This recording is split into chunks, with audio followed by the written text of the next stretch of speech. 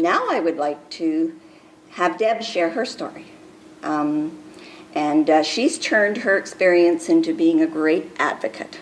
And when I met her last year, she inspired me. I mean, she's someone to follow. Deb has been a director on the Kidney Cancer Canada Board since last April. She's a retired college professor of many years teaching experience in office and business administration. She organized us well tonight, didn't she? She also has 10 years experience as an executive assistant to Social Services Administration Board. And in March 2011, she was diagnosed with advanced kidney cancer. She has lived her entire life in small Northwestern Ontario towns. In fact, her and I have always lived in Northwestern Ontario. I lived in Nippigan when she lived in Geraldton. We figured out that we actually grew up one town apart. And basketball. Yeah, and we probably met over basketball things that happened in high schools that met and played basketball against one another. So she's passionate about raising awareness of kidney cancer and advocating for quality treatment and support for everyone affected. And I invite Deb to come up and tell her story. Thank you, Pat. It's also been a pleasure for me to meet Pat and have the opportunity to work with her on the Board of Directors for Kidney Cancer Canada. She and I were actually involved in working with a group in Toronto last February to establish the top 10 priorities for research for kidney cancer. So it's a great organization to belong to. So as Pat said, she and I have both lived our entire lives in Northwestern Ontario. I was born in Geraldton, just 3 hours down the road. I left Geraldton in 1970 when I graduated high school. And after some post-secondary schooling and a few years in Red Lake, where I met my husband, I settled in Dryden, where I've lived for the past 40 years. I have 3 amazing adult children, 2 sons and a daughter, a 13-year-old granddaughter, a 5-year-old grandson, and I'm looking forward to the birth of a granddaughter in March. I love living in Northwestern Ontario. I really can't imagine living anywhere else. But those of us who live in the more rural and remote regions of this country can be faced sometimes with unique challenges. In this vast geographic region that we live in, access to specialized health care is just one of the challenges that we face. For me, that challenge became a reality on the afternoon of March 22nd in 2011. That afternoon, while I was sitting in my general practitioner's office in Dryden, I learned that a CT scan revealed an 8-centimeter tumor in my right kidney that had spread into the renal vein and the inferior vena cava. I also learned that there were some large lymph nodes in the vicinity of that kidney. My GP explained that this was consistent with metastatic renal cell carcinoma. Somehow, when I was getting this news, I remained very calm. The first thought I recall having, and I believe the first words out of my mouth, were, "Dr. Goulet, my kids just lost their dad." There was silence for a bit, and the next thing I recall is asking what this meant, all the while thinking it couldn't be serious. There was no way that I could give my kids bad news about my health. Their dad had just passed away on the 19th of February. It had been a difficult winter, though. I developed a chronic dry cough. I was feeling unusually tired. I was cold all the time, and I was losing weight quite rapidly. At the time, there was a lot to worry about, so I wrote much of it off to stress. However, after coughing night and day for quite some time, I was encouraged by everyone I knew to see a doctor.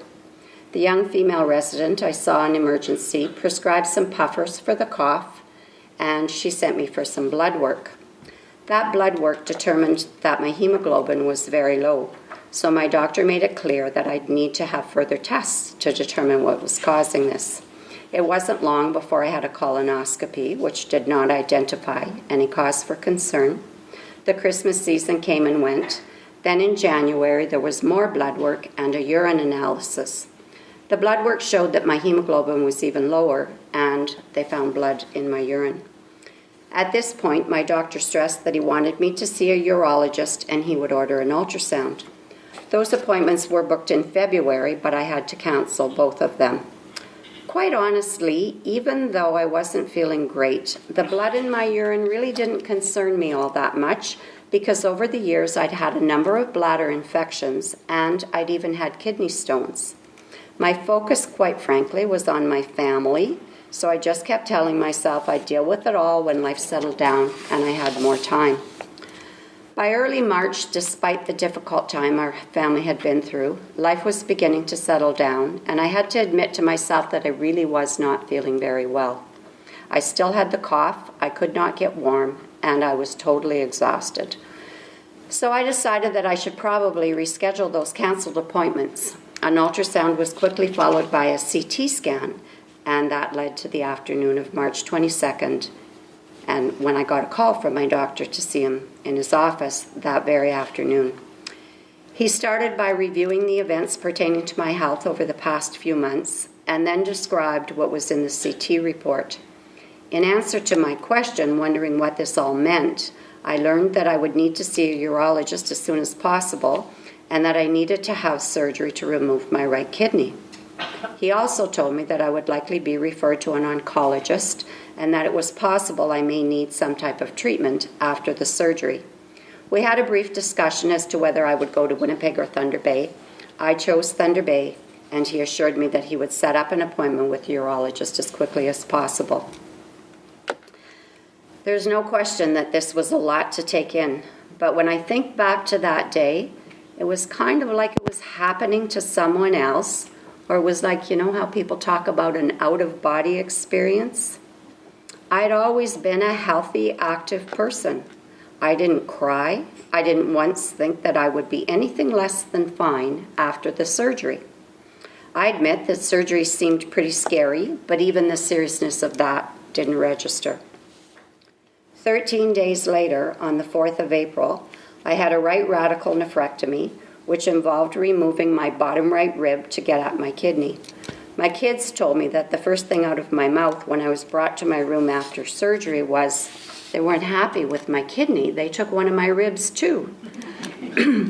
I was very blessed, though, to have excellent care in this hospital in Thunder Bay and to have my children and my sister and her husband here to support me. I went home 4 days after surgery. I slept in a recliner for a week and was walking around the block 2 weeks later feeling pretty darn good. Then on the 26th of April, an oncologist delivered the pathology report via telehealth conference. This oncologist repeated what I'd been told before the surgery regarding the size of the tumor and where it had grown. The pathology confirmed that I have clear cell renal cell carcinoma. And there was one metastatic lymph node, but no visible distant metastases at the time. I was booked for bone and CT scans in early May, and shortly after, I was prescribed a targeted therapy drug called Sutent. There's a lot more to this story, but suffice it to say, that was the day that the reality set in. I cried off and on for several days, and I was pretty certain for a while that I wasn't going to be here in 2 years. There's so much uncertainty that comes with a cancer diagnosis, regardless of the type of cancer or the stage of disease. Perhaps it's those things that we cannot predict that make the diagnosis so difficult to face. My family has been seriously impacted by cancer. Breast cancer, bladder cancer, colon cancer, thyroid cancer, they were all familiar to me, but I had never heard of renal cell carcinoma or kidney cancer. There was a tremendous amount of fear of the unknown when I finally realized the seriousness of my diagnosis. I put on a brave face for the people I loved. They had been through enough, but I felt horribly isolated. So I did what I'm sure many of you have done. I spent a lot of time on the internet. As one of our Kidney Cancer Canada colleagues would say, talking to Dr. Google. It wasn't long before that became pretty overwhelming, though. But luckily, one day Dr. Google led me to that Kidney Cancer Canada website. And on the website, I discovered the discussion forum. I realized pretty quickly that this was the best resource I had seen for Canadian kidney cancer patients. So I registered to become a member of the Kidney Cancer Canada community, and I started following the posts of other patients and caregivers on that discussion forum. That feeling of total and complete isolation slowly started to disappear. I discovered that I was not alone. My positive spirit returned, and after a few months, I was brave enough to post my own story. The responses I received were supportive and uplifting, and I had a renewed sense of hope. Sometimes when I look back on the past 4 years and 8 months to that day when I first heard the words renal cell carcinoma, there's this disbelief around everything that I've been through. Precisely 2 years after the radical nephrectomy, I had a right lung wedge resection. I've had 4 weeks of radiation treatments, and I've dealt with some pretty nasty side effects from targeted therapy drugs. I had difficulty tolerating Sutent, so I've been on Votrient for almost 2 years. My hair has turned snow white. Lady Clairol looks after that. And aside from keeping the Imodium folks in business, I'm tolerating Votrient very well. I've learned something that's important to note here, though, that every patient tolerates these targeted therapy drugs differently. There is no one-size-fits-all. I'm still learning to face the hurdles one by one with the support of an amazing team at the oncology unit in Dryden and the excellent care I receive here in Thunder Bay, and pretty great support with the resources that I get from Kidney Cancer Canada.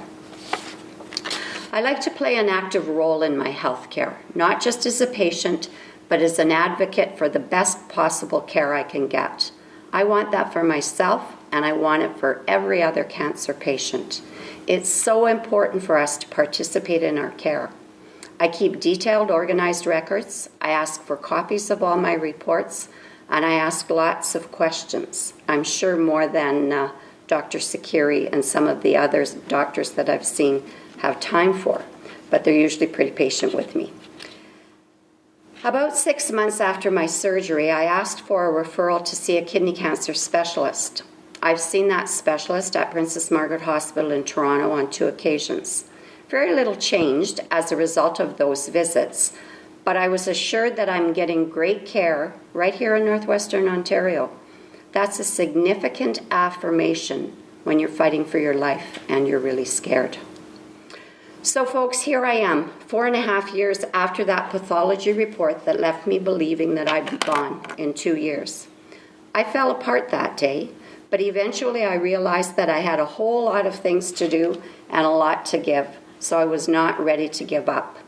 You know that song that Tim McGraw sings, Live Like You Were Dying?